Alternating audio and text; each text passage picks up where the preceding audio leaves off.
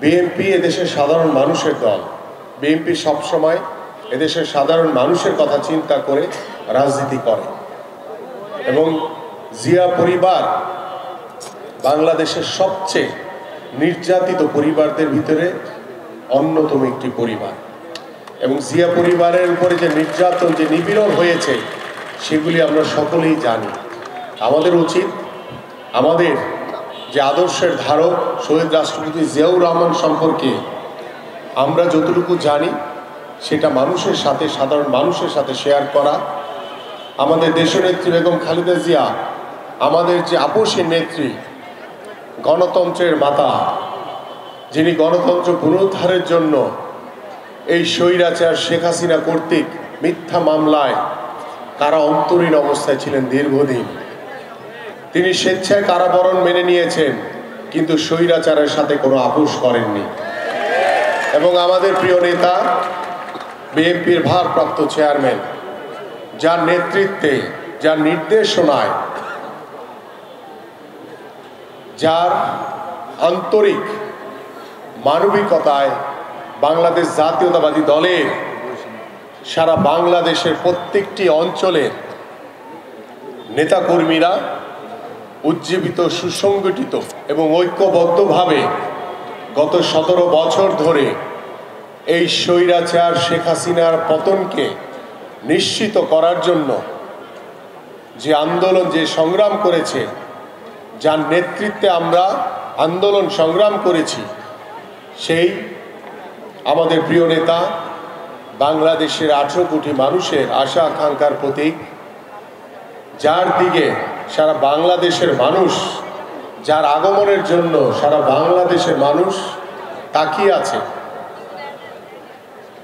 যিনি নিরলসভাবে পরিশ্রম করে এই স্বৈরাচারের পতনকে নিশ্চিত করেছেন।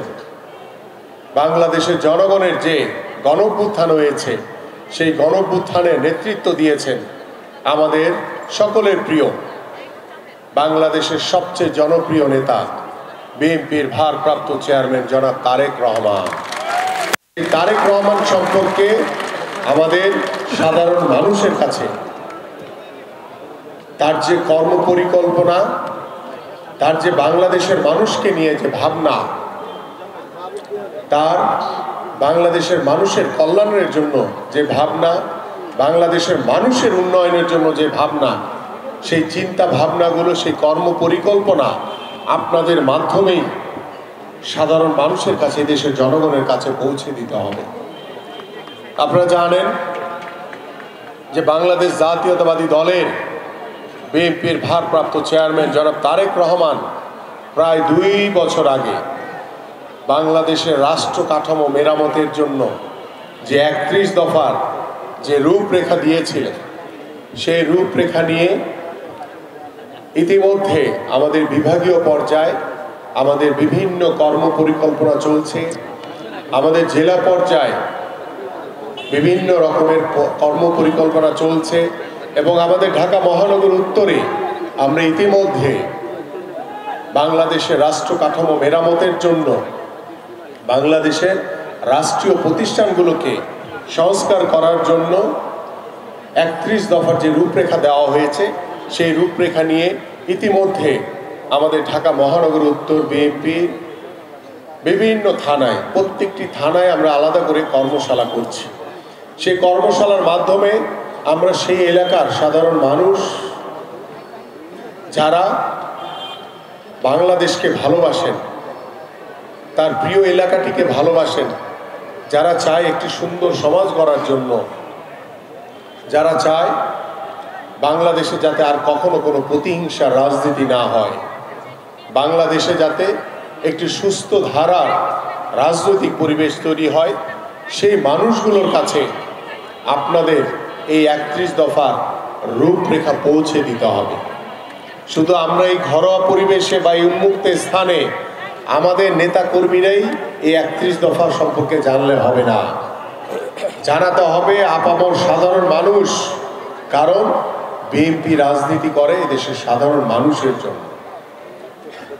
বিএনপি বিশ্বাস করে যে বাংলাদেশের সকল ক্ষমতার উৎস হচ্ছে এদেশের জনগণ। সেই জনগণকে নিয়ে কিন্তু আমাদের পথ চলা। আমরা গত 17 বছর স্বৈরাচার শেখ হাসিনাকে দেখেছি।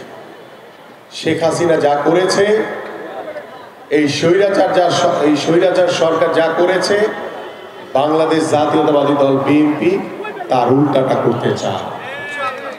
আমরা ওই স্বৈরাচারের, ওই ষড়যন্ত্রকারীদের, যারা নিজ দেশে বসে নিজের দেশের মানুষের সাথে ষড়যন্ত্র করে, তাদেরকে আমরা কখনোই সমর্থন দেই না। আমরা চাই বিএনপির ভারপ্রাপ্ত চেয়ারম্যান জনাব তারেক রহমান তিনি বারংবার আপনাদের সামনে জাতির উদ্দেশ্যে যখন 5ই আগস্টের পর থেকে সম্মুখে বক্তব্য রাখছেন, তিনি কিন্তু বারবার বলছেন আপনাদের কাছে, আমাদের কাছে, যে আমাদের সাধারণ মানুষের কাছে যেতে হবে, সাধারণ মানুষের সাথে বসে কথা বলে, চায়ের টেবিলে, চায়ের দোকানে, আড্ডায় কথা বলে তাদের কাছ থেকে মতামত নিতে হবে। কারণ ওই সাধারণ মানুষগুলো চোখ দিয়ে আমাদের ভবিষ্যৎ বাংলাদেশ গড়তে হবে। কারণ ওই সাধারণ মানুষগুলো জানে যে বাংলাদেশের জন্য, বাংলাদেশের মানুষের জন্য কোনটা কল্যাণকর, কোনটা উন্নয়নমূলক। সেই মানুষগুলোর ভাষা যদি আমরা বুঝতে পারি, তাদের কাছ থেকে যদি আমরা মতামত নিয়ে আমাদের আগামীর পথ চলা শুরু করতে পারি, তাহলে কিন্তু প্রত্যেকটি কাজই আমরা সহজভাবে সমাধান করতে পারব। কারণ স্বৈরাচার শেখ হাসিনা গত 17 বছর বাংলাদেশের রাষ্ট্রীয় প্রতিষ্ঠানগুলোকে ধ্বংস করে দিয়ে গেছে। বাংলাদেশের দ্রব্যমূল্য নিয়ন্ত্রণ করার জন্য আওয়ামী সিন্ডিকেট তৈরি করে দিয়ে গেছে। সেই সিন্ডিকেট থেকে কিন্তু এখন আমরা মুক্ত হতে পারিনি, যার কারণে দিনকে দিন যতই যাচ্ছে আপনি দ্রব্যমূল্য ঊর্ধ্বগতিতে চলে যাচ্ছে। আমাদের সাধারণ মানুষ, যারা রিক্সা চালক, যারা ভ্যান চালক, যারা রাস্তায় ফুটপাতে বসে ছোট ছোট দোকান নিয়ে দোকানদারি করে, যারা আমার মাঠের কৃষক, যারা মাঠে কৃষক কষ্ট করে সারাদিন এই রোদে পুড়ে বৃষ্টিতে ভিজে আমাদের জন্য ফসল উৎপাদন করে, সেই কৃষকদের দিকে তাকান, আমাদের শ্রমিকদের দিকে তাকান, যারা গার্মেন্টস প্রতিষ্ঠান থেকে শুরু করে বিভিন্ন জায়গায় শ্রমিক হিসেবে কাজ করেন, তাদের যে দৈনন্দিন যে ইনকাম, সেই ইনকাম দিয়ে 3 বেলা তো দূরের কথা, 2 বেলায় ঠিক মতো খেতে পারছে না। এই যে ধনী এবং গরিবের যে বৈষম্য তৈরি করে দিয়ে গেছে এই স্বৈরাচার শেখ হাসিনা সরকার, এই ভারসাম্য আমাদেরকে কিভাবে ধনী গরিবের ভারসাম্য রক্ষা করা যায়, এই বিষয়গুলি নিয়ে আমাদের বিএনপির ভারপ্রাপ্ত চেয়ারম্যান জনাব তারেক রহমানের বাংলাদেশকে নতুনভাবে মেরামতের জন্য যে পরিকল্পনা দিয়েছেন, সেই পরিকল্পনাগুলো এই ভিতরে রয়েছে। আমাদের উচিত ধনী এবং দরিদ্রের ভিতরে ভারসাম্য রক্ষা করা। কারণ গত 17 বছর এই স্বৈরাচার সরকার, এই যে দেখছেন মেট্রো রেল, বিভিন্ন ব্রিজ, বাংলাদেশের উন্নয়নের নামে তারা শুধু নিজেদের পকেটের উন্নয়ন করেছে। কারণ আমরা দেখেছি এই 17 বছরে বাংলাদেশ থেকে 28 লক্ষ কোটি টাকা পাচার করেছে এই স্বৈরাচার আওয়ামী লীগের অবৈধ মন্ত্রী এমপিরা, সুবিধাভোগীরা। এই 28 লক্ষ কোটি টাকা কার? এটা আপনাদের টাকা, আমাদের টাকা।